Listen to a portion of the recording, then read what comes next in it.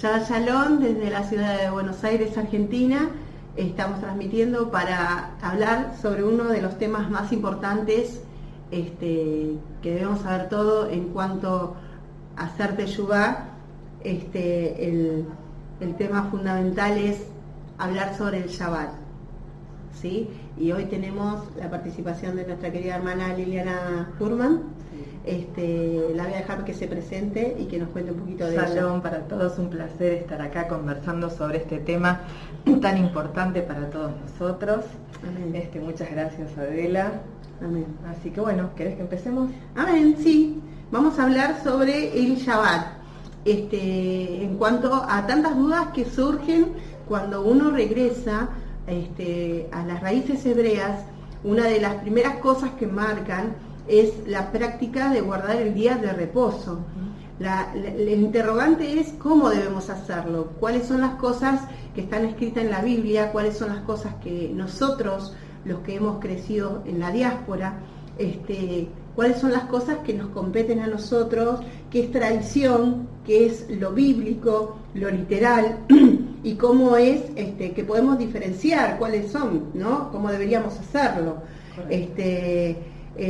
La Biblia dice, y ahí tenemos un montón de pasajes que los vamos a estar pasando en el video para que después ustedes lo revisen, y desde dónde se instituyó el Shabbat. El Shabbat, una de las grandes interrogantes es que muchos dicen que el Shabbat es ley, pero podemos ver que esto comienza desde Génesis 2. Correcto, exactamente. Cuando el Eterno dice, después de haber creado todas las cosas, Dios reposó y santificó este día. Él desde Génesis separa el día de reposo. O sea que acá ya derribamos todo mito de decir que el Shabbat tiene que ver con la ley, sino que ya fue desde antes instituido por el mismo Eterno. Entonces, después continuamos y antes de llegar a Éxodo 20, que es cuando Moshe baja del monte Sinai con las tablas de la ley, ya tenemos antes las instrucciones sobre el día de reposo. Eso lo tenemos en Éxodo 16, del 23 al 30, cuando a Moisés le dicen, cocinen todo lo que hayan que cocinar, separen doble porción del homer que caía, o sea del maná, para que ese día, al otro día no tuvieran que recoger. Otra de las cosas que siempre está en tela de juicio es que cuando comienza el Shabbat. El Shabbat comienza el día viernes a la caída del sol. Con la salida de la primera estrella. Con la salida de la primera estrella. ¿Por qué?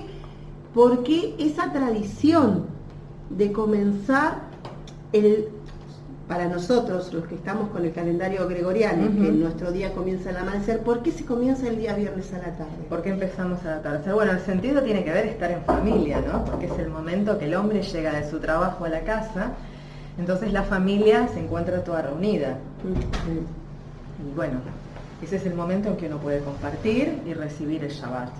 En realidad, como vendría a ser que el Shabbat comienza al atardecer.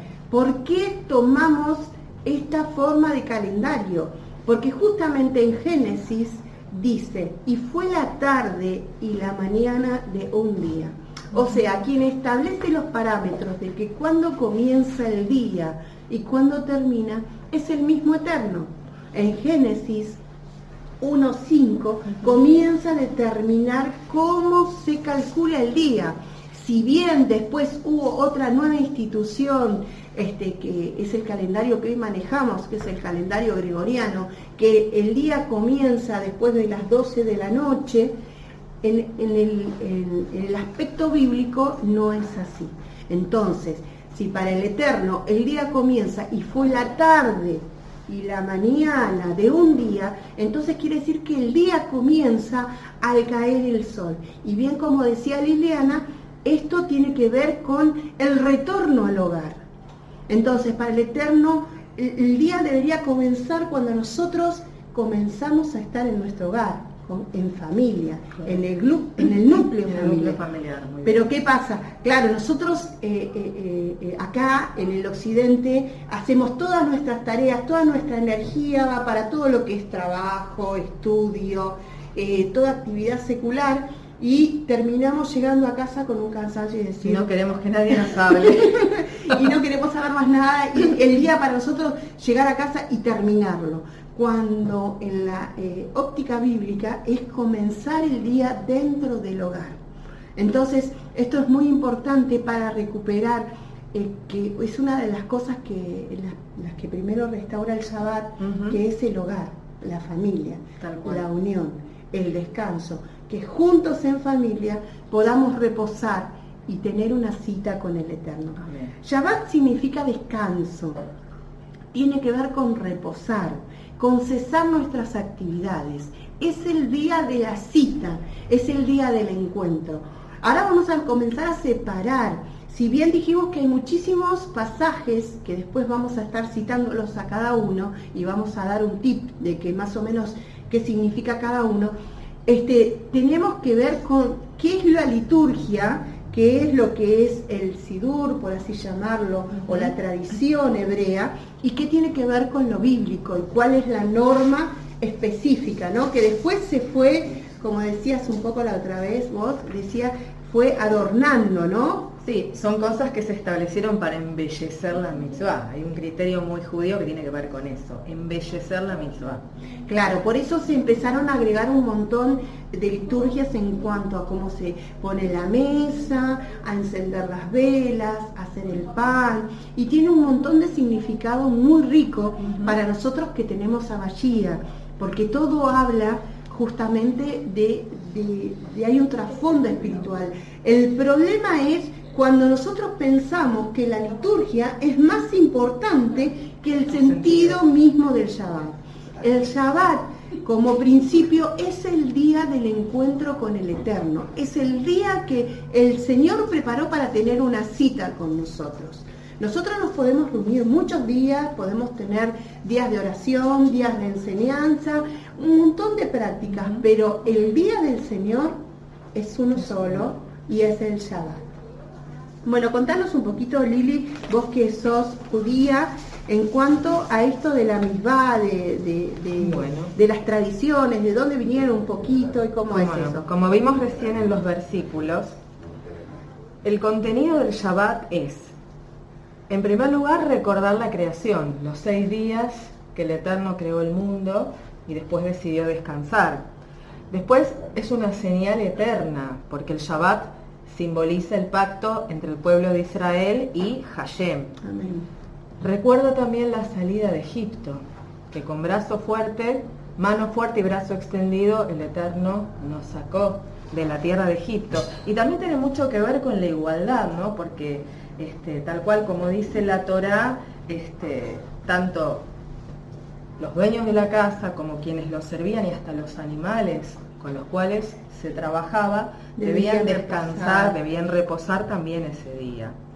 Y como ya dijimos antes, es un día familiar, por eso se recalca que permanezca cada cual en su lugar el 7º día, ¿sí? Permanecer en familia o permanecer en comunidad. No tiene tanto que ver con este tema, ¿no? Que también muchos se preguntan, ¿qué hago? ¿Puedo viajar? ¿No puedo viajar? ¿Tomo un auto? No, tiene que ver con ese sentido, que uno permanezca entre las personas comunes y afines de la misma fe. La común unión. Exactamente. ¿Qué quiere decir? Lo que pasa es que dentro de la liturgia hebrea está el mito de la profanación del día santo. Entonces, si encendemos fuego, el día se profanó. Si viajamos en colectivo porque usamos dinero, se profanó. Si tocamos un interruptor de luz, se profanó.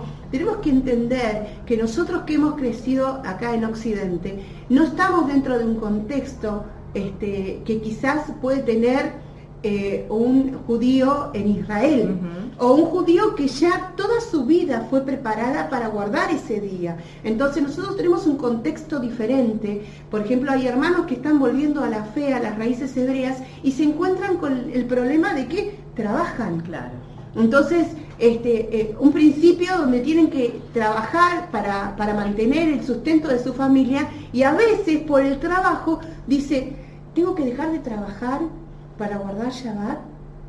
Entonces es el gran no está esa posibilidad, aunque uno lo intente, no está esa posibilidad. No siempre. Entonces, lo primordial que hay que entender, que el Shabbat tiene un principio que es encontrarse con el Eterno, es separar ese momento para Él. Por eso uno cesa sus actividades recreativas, por ejemplo, ese día no se mira televisión, ese día no hablamos otra cosa, y es por eso que vamos a pasar a los pasajes, que eso nos va a clarificar mucho. Estos pasajes nos dejan bien en claro cuáles son las actividades que el Eterno pide que su pueblo haga, que después, como dice Liliana, dentro del judaísmo trató de embellecerse la misbá y se agregaron un montón de cosas que tienen que ver, por ejemplo, con la similitud que había en el servicio al templo. Bueno, eso es algo importante que cabe destacar, que el judaísmo con este concepto se remite a la época de la construcción del Mishkan, ¿sí? Claro. Por eso las melajot tienen que ver con los trabajos que se hacían para preparar el Mishkan, pero el Shabbat viene de antes. Exactamente. Entonces, ¿qué quiere decir? Esto de encender fuego, esto de cargar, tenía que ver con una actividad dentro del Mishkan que fue posterior al establecimiento del Día del Señor. Entonces, por eso nosotros no nos podemos comparar dentro del judaísmo con las prácticas que queremos llevar hoy en día dentro de un contexto totalmente diferente. Entonces, a veces uno se piensa, como yo no puedo hacer el pan, como yo no puedo encender las velas, no es Shabbat. Y está muy equivocado, porque no se trata de la liturgia. No, por supuesto que no. Se trata de separar el Día del Señor. Y eso lo podemos hacer sin la necesidad de encender las velas, sin la necesidad de tener el pan. Obviamente que apuntamos a tener toda esa riqueza porque es muy lindo preparar la mesa, hacer una buena comida, pero si eso no está, ¿el Shabbat sigue estando? Sigue estando, solamente que estas liturgias lo que hacen es acompañar, ¿sí?, a la santidad de ese día, hacerlo más especial. Exactamente. Entonces, queremos disipar todas estas dudas que muchas veces nos vienen cuando estamos volviendo a las raíces hebreas y nos encontramos abrumados con tantas prácticas dentro del judaísmo que decimos, ay, no las puedo hacer, entonces no lo voy a hacer por ahora, voy a dejarlo aparte. Y estamos cerrando y nos estamos privando de la bendición del día de la cita con el Señor. Ese día el Señor, el Eterno, estableció una cita con su pueblo.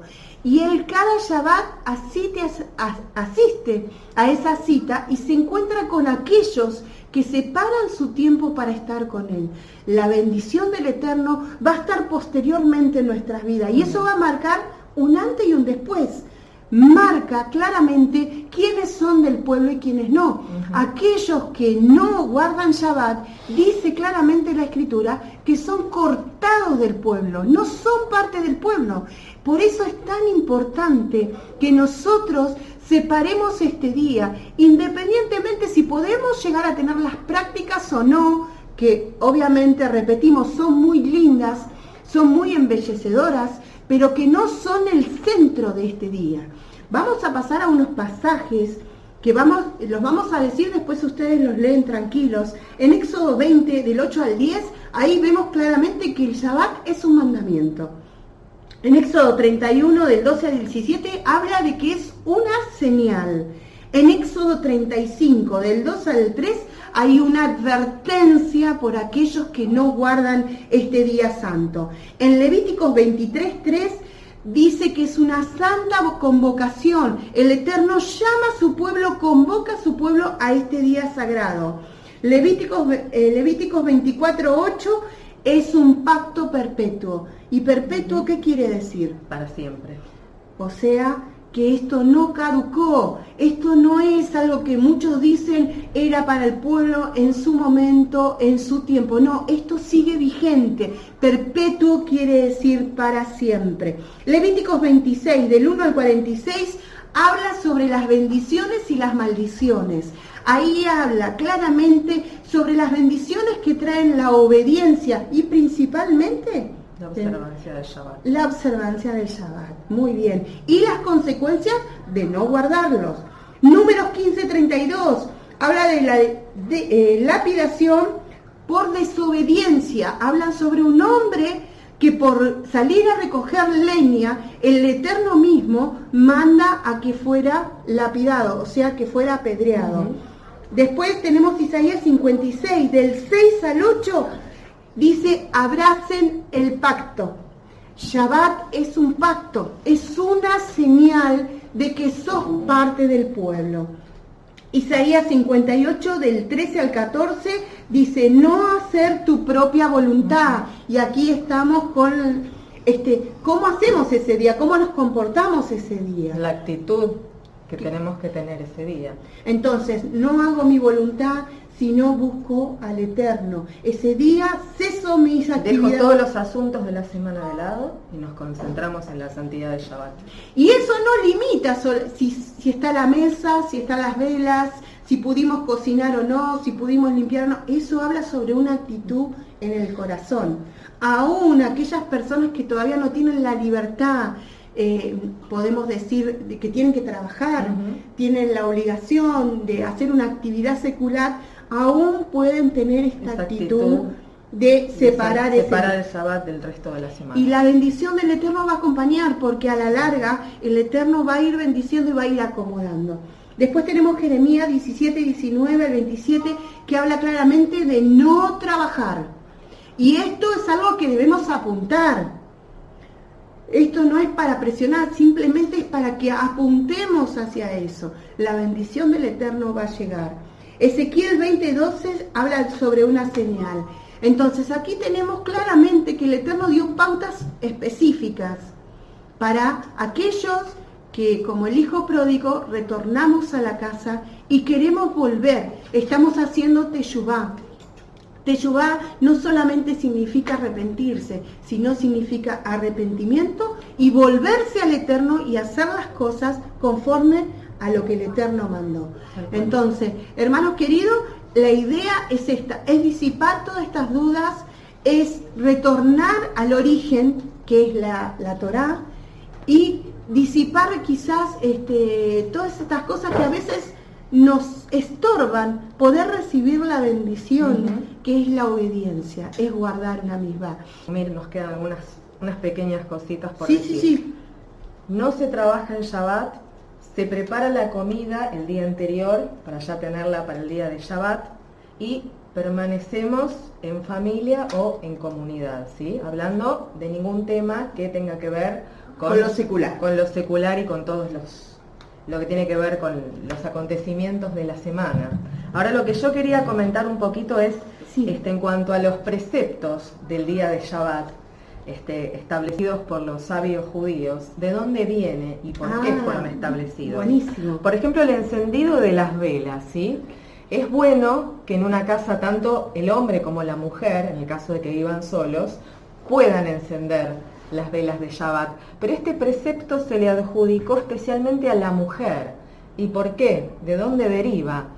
Porque en el comienzo, Eva, con su desobediencia, apagó, se dice que apagó la luz del mundo, esa luz primordial, trajo esencial. Oscuridad. Exactamente. Entonces, para reparar eso, la mujer es quien enciende las velas del Shabbat.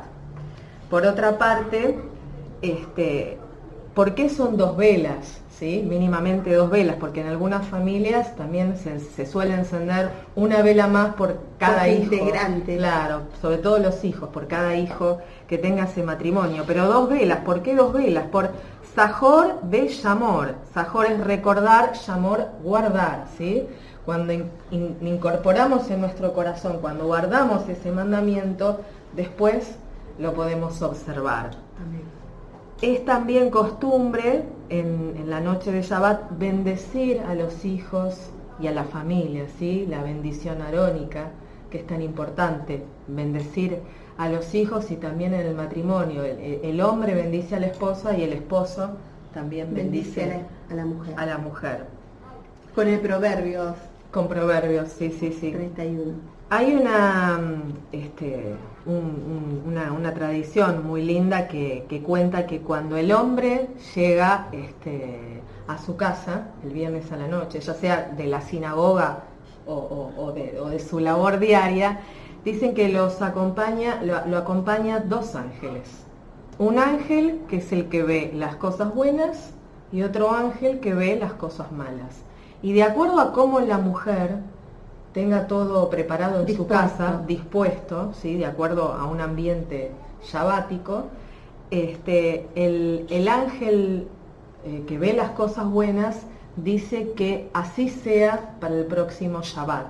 Y el ángel que ve las cosas malas obligadamente tiene que contestar amén. Amén. Pero si pasa todo lo contrario, no tenemos ese día, no comenzamos ese día, no estamos apartando Shabbat y seguimos con todos los problemas del día, estamos enojados, se extiende ese día viernes con todos los problemas de la semana, entonces el ángel que ve las cosas que no son buenas, negativas, dice que sea así también para el próximo Shabbat.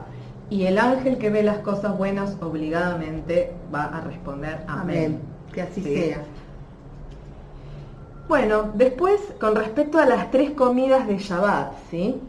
En Éxodo 15, del 22 al 30, los sabios entienden que en el relato de la caída del maná y de la recolección del maná, la doble ración del viernes, la palabra hoy está 3 veces. Como está relacionado con el man, que era el alimento que tenían en aquella época, entonces de ahí deducen que estaría bueno que haya 3 comidas dentro del Shabbat. Claro, esto es el fundamento de dónde salió toda la liturgia del Shabbat. Está muy bueno porque así sabemos por qué. Claro, de dónde viene, y por qué y para qué, cuál es el sentido, ¿no? Perfecto. Después con respecto al Kiddush, la bendición con la copa de vino, ¿no? Viene de Éxodo 28, ¿no? Que tiene que ver con santificar el Shabbat. El vino tiene una representación bastante especial.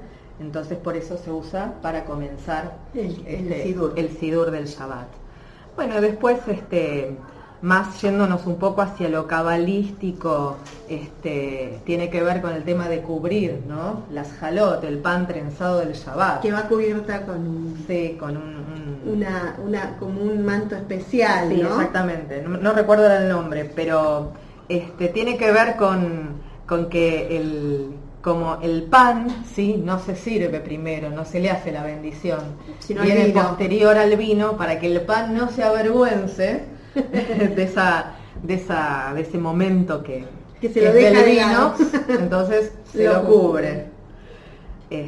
Y bueno, y después la última etapa del Shabbat es la Abdalá. Cuando se cierra. Cuando despedimos el Shabbat y comienza otra vez la semana. Esa parte se llama Abdalá y está relacionado con el alma adicional que según el judaísmo dice que nos acompaña a cada uno ese día de Shabbat, y esa alma adicional se va, al terminar ese día se va.